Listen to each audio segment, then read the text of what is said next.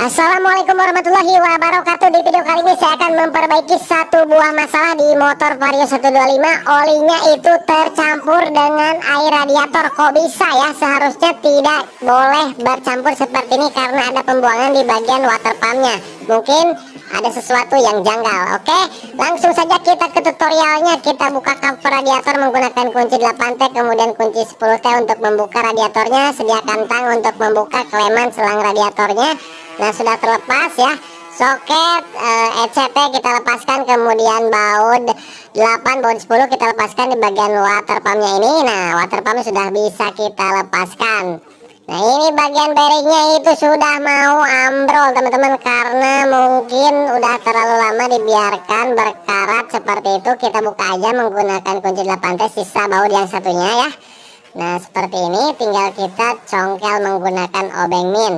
Nah, bisa kita lihat sendiri teman-teman, di sini sudah berkarat seperti itu ya. Tuh, berkarat.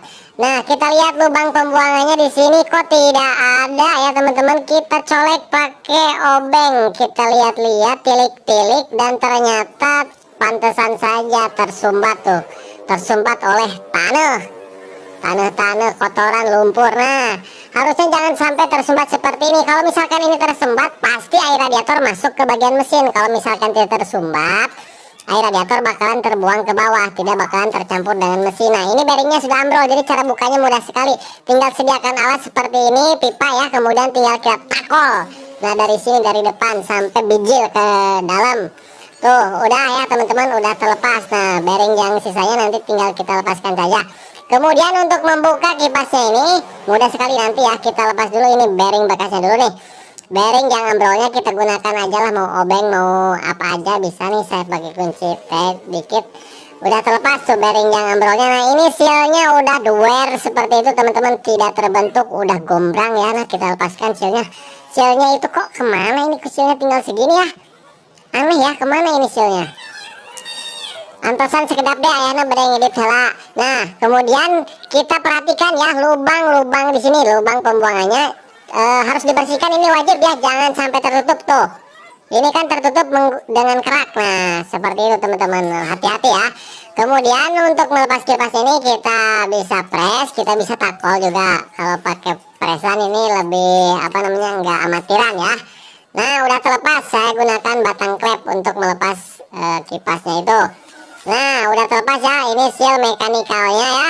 Nah, ini bearing bekasnya nanti kita buka di luar.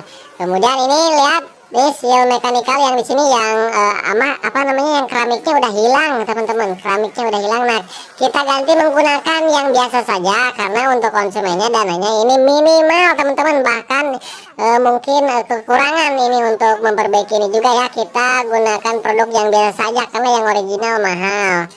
Nah, saya saranin sih ganti satu set sama full pumpnya, sama satu set full pump, karena as-asnya udah kena kipas berkarat seperti itu. Tapi nanti aja next time katanya. Nah, kemudian di bagian rotornya ini kita kasih lem ya, kita kasih lem, kasih supaya nggak ada rembesan-rembesan ya, supaya kuat. Nah, pasang keramiknya seperti ini, kemudian sealnya kita pasangkan ya, seal ada keramik. Kemudian bersihkan menggunakan lap ya, sisa-sisa karat tadi dari tangannya harus bersih. Kemudian yang ini kita kasih lem juga. Sebenarnya di sini udah ada lemnya tuh yang warna biru-biru itu, cuman untuk lebih licin bisa pakai lem tribon seperti ini supaya saat memasukkannya itu mudah. Nah, kemudian untuk memasukkannya pakai bekas lahar stang piston, Jupiter MX ataupun Mio bisa. Kemudian tinggal kita pukul, jadi rapi ya, jadi tidak merusak seal mekanikalnya itu. Proses pemukulannya tuh harus sampai rata seperti itu teman-teman, ngepas dan presisi. Lihat lubangnya jangan sampai tersumbat oleh lem tadi dan aman sekali. Kemudian pasang sealnya ya, ini seal untuk mencegah oli supaya nggak rembes keluar nih. Jangan sampai terbalik tuh teman-teman, posisinya seperti ini diperhatikan ya. Jangan datarnya menghadap ke dalam mesin nanti. Cukup pakai tangan aja didorong, harus presisi. Kemudian laharnya ganti yang baru karena ambrol ya. Nah, kita pukul aja, ketuk-ketuk di sini. Kita gunakan kunci sok 14 juga bisa ya. Nah, kita pukul tengah bearingnya supaya nggak rusak. Dan dipastikan harus pas sesuai posisinya ya, jangan berlebih, jangan kurang, supaya pas. Kemudian tinggal kita pasangkan di sini ya. kita kasih kunci sok, kemudian kasih pipa. Nah, kita langsung pukul. Harus banyak alat sih teman-teman. Jadi buat teman-teman yang kasus seperti ini, bawa aja ke bengkel ya, jangan diperbaiki sendiri karena banyak alatnya teman-teman. Beresiko kalau dikerjain di rumah, minim alat nantinya. Kemudian pasang kipasnya ya. Nah, rotor ya, kasih alas besi di bawahnya, kemudian tinggal kita press ataupun pukul seperti ini. Nah, udah langsung ngepres ya. Nah, seperti itu caranya ya, cara mudahnya. Tinggal kita putar-putar saja, dan ini sudah presisi seperti semula. Kalau misalkan teman-teman mau melakukan proses pembongkaran, diukur dulu panjangnya asnya supaya nggak lebih nggak kurang. Kemudian tinggal kita kasih lem, karet-karetnya kita pasangkan lagi. Jangan lupa 2 buah pin dowelnya, baut center pasang. Kemudian pasang baut 8 dulu. Kalau baut yang 10 nanti aja setelah di mesin. Kemudian posisi topkan ya. Nah, dicolokan itu ya, tanda top harus sejajar dengan crankcase. Jadi piston berada di titik mati atas di sini nih.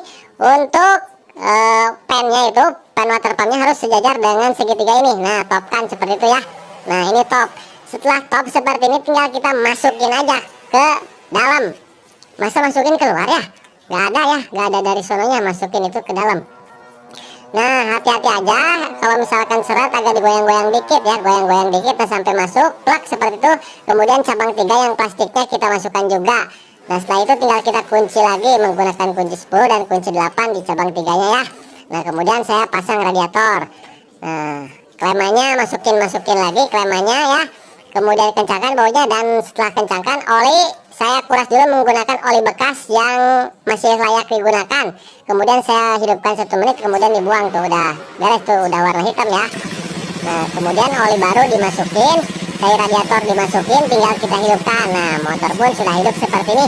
Nah, setelah hidup seperti ini, kita cek juga apakah ada kebocoran ataupun ada rembesan ya. Kalau misalkan ada rembesan, terpaksa kita harus bongkar lagi apa penyebabnya. Kalau misalkan dihidupkan 2 menit 3 menit tidak ada kecelakaan ataupun rembesan air radiator, berarti proses pemasangan kita udah tepat ya, seperti itu.